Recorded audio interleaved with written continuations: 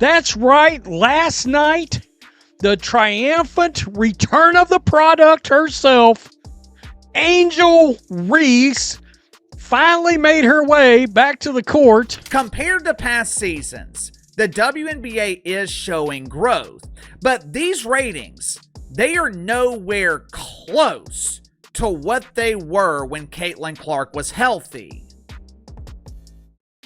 And it's not just the ratings decline.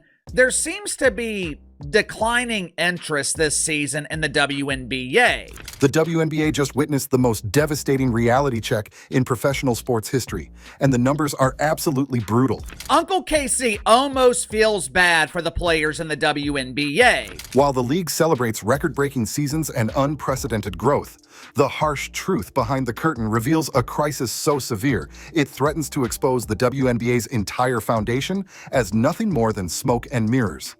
When the cameras stop rolling and the hype dies down, empty seats tell a story the league desperately doesn't want you to hear. Angel Reese's triumphant return from injury should have been the feel-good story of the summer. After missing 7 games with a back injury, the Chicago Sky superstar was finally cleared to play against the Seattle Storm on August 19th. The anticipation was palpable. Social media buzzed with excitement.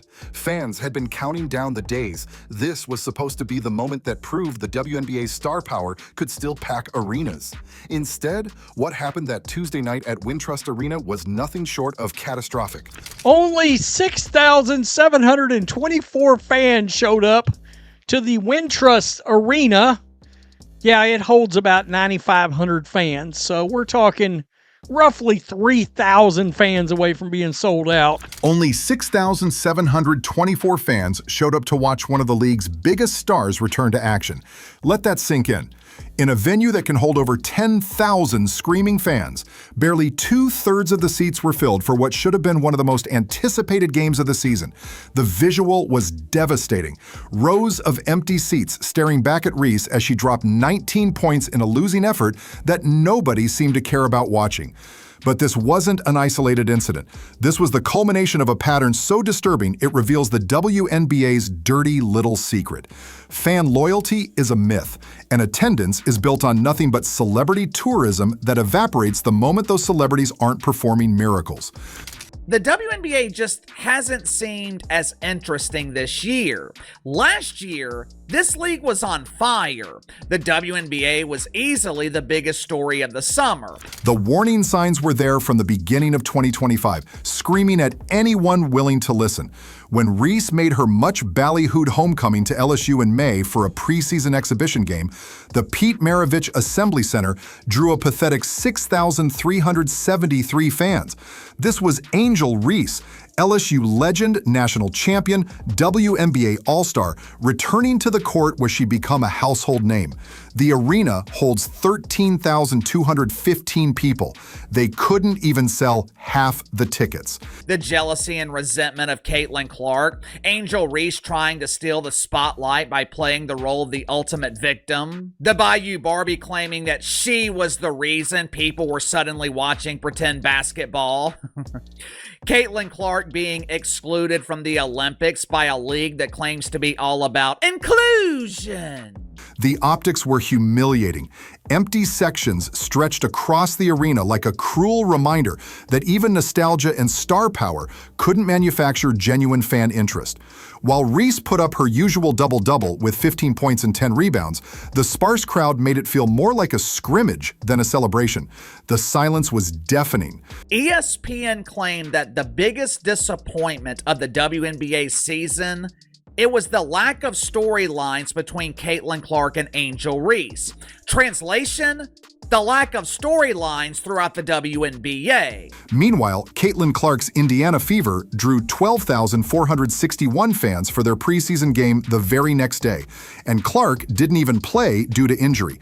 The contrast was so stark it exposed the brutal hierarchy of WNBA star power. Even an injured Clark sitting on the bench was a bigger draw than a healthy Reese returning to her college home. The numbers don't lie, and they paint a picture of a league built on quicksand. When Clark suffered her quad injury in May, WNBA viewership collapsed by 55% overnight. Games without Clark averaged a measly 394,000 viewers compared to 1.178 million when she played. The 2025 All-Star Game, missing its biggest draw due to Clark's absence, saw viewership crater from 3.44 million to 2.19 million, a devastating 36% drop that revealed just how fragile this supposed growth really was. And that's one thing when you start thinking about how many people stopped watching when Caitlin Clark got injured. A lot of people stopped watching because they are boycotting the WNBA. They don't want to give viewership to any other teams or any other players, whether they like other players on the team or not, because of how the media and the league itself has handled Caitlin Clark and how they have treated her fans. But television numbers only tell half the story. The real carnage was happening in arenas across America, where the harsh reality of WNBA fandom was playing out in real time. When Angel Reese missed games due to injury, Sky home attendance plummeted to an average of 7,560 fans, down from 9,471 when she was healthy. That's nearly a 20% drop for losing just one player on a team that was already struggling to stay relevant. The Chicago Sky's season became a case study in attendance futility.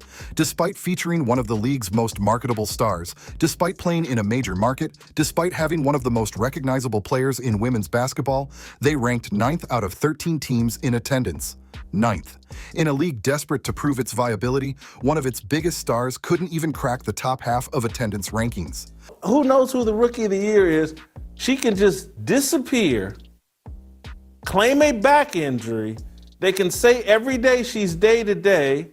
There's no story about, hey, what's going on with her, what type of back injury, how she got the back injury. There's nothing. The timing couldn't have been worse for the league's narrative. While expansion teams like the Golden State Valkyries were selling out games and the league was setting overall attendance records, individual franchises were discovering the brutal truth.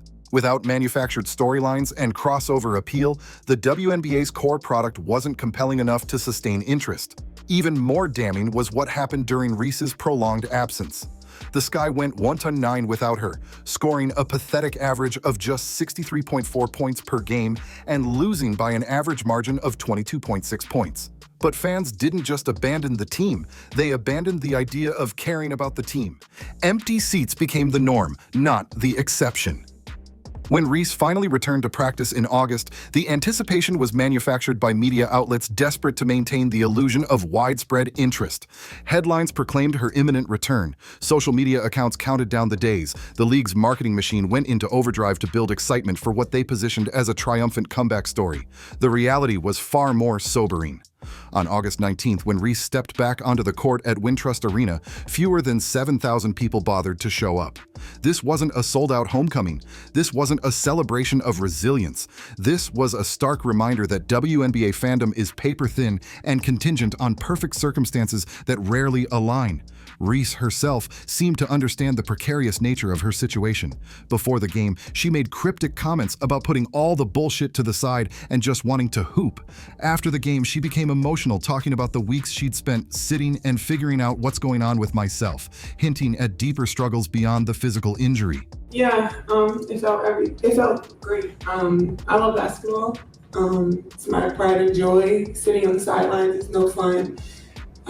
Sitting just doing rehab every single day is no fun, and also just sitting and figuring out what's going on with myself. And I think I learned a lot about myself in the last 4 weeks. But I'm just super grateful for everybody that was in my corner, my teammates, my coaches that were here for me through the whole process. So, Coach Tyler Marsh's comments were even more revealing. When asked about Reese's emotional state, he acknowledged that Angel is in a position that not many of us are in, on and off the court, and that it's hard to put yourself in her shoes at times for the stuff that comes her way. The subtext was clear. Being a WNBA star comes with pressures and scrutiny that the rewards can't always justify. The broader implications are terrifying for the league. If Angel Reese, a two-time All-Star, a social media sensation with millions of followers, a player with major endorsement deals from Reebok to McDonald's, can't consistently draw crowds in a major market, what does that say about the WNBA's foundation? The answer is uncomfortable but undeniable. The league's growth has been artificially inflated by a perfect storm of circumstances that won't be replicated. Caitlin Clark's college stardom created a crossover audience that was never really invested in the WNBA as a product. They were invested in Clark as a personality. When she gets hurt, they disappear. When other stars play, they don't show up.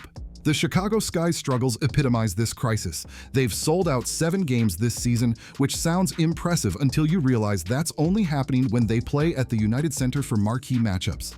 Their regular home venue tells a different story, one of empty seats and declining interest that marketing campaigns can't fix. What makes this even more devastating is the timing. The WNBA is in the middle of expansion talks, new television deals, and collective bargaining negotiations that depend on the assumption of sustained growth.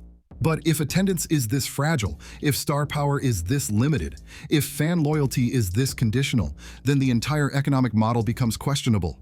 The league has become dangerously dependent on individual personalities rather than developing sustainable institutional appeal. When those personalities are unavailable, injured, or simply not performing at superhuman levels, the house of cards collapses. Empty seats expose the truth that marketing campaigns try to hide. Angel Reese's return game was supposed to be a celebration. Instead, it became a wake-up call. The 6,724 fans who showed up represented more than disappointing attendance numbers. They represented the limits of manufactured hype and the fragility of a league that still hasn't learned how to build lasting fan loyalty. The WNBA's growth story is real, but it's built on foundations that shift with every injury report and every personality conflict. The empty seats at Wintrust Arena weren't just a disappointment for one night, they were a preview of what happens when the marketing machine stops running and fans have to decide if they actually care about the basketball being played. The numbers are clear, the trends are established, and the reality is undeniable. The WNBA's attendance crisis isn't coming, it's already here, hiding behind record-setting seasons and expansion announcements that mask the uncomfortable truth about American sports fans' actual interest in women's professional basketball. When the dust settles and the hype fades, empty seats don't lie. And right now, they're telling a story the WNBA doesn't want to hear, but desperately needs to understand before it's too late. Subscribe now to stay ahead of the stories about professional sports' most uncomfortable truths.